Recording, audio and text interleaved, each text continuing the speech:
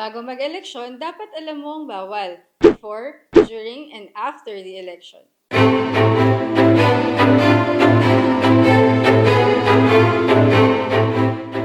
Before the elections, bawal maglabas ang mga candidates ng public funds. At least 45 days bago ang eleksyon.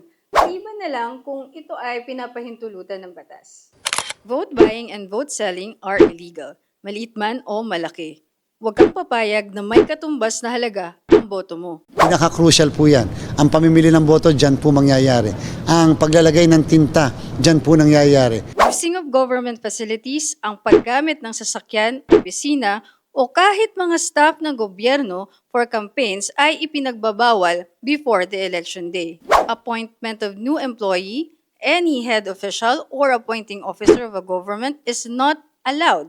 O bawal mag-hire ng empleyado 45 days bago ang eleksyon. Ngayon at alam niyo na kung ano ang mga election offenses before, during, and after elections.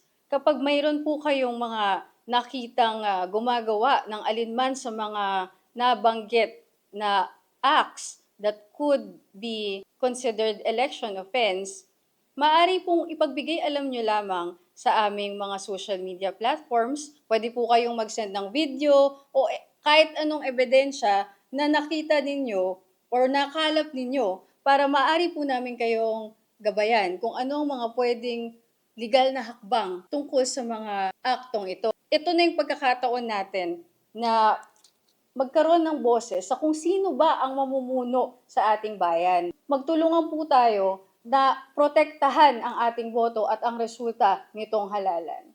Kaisa niyo po kami, ako si Atty. Sam at ang buong The Ferrer Law ngayong halalan.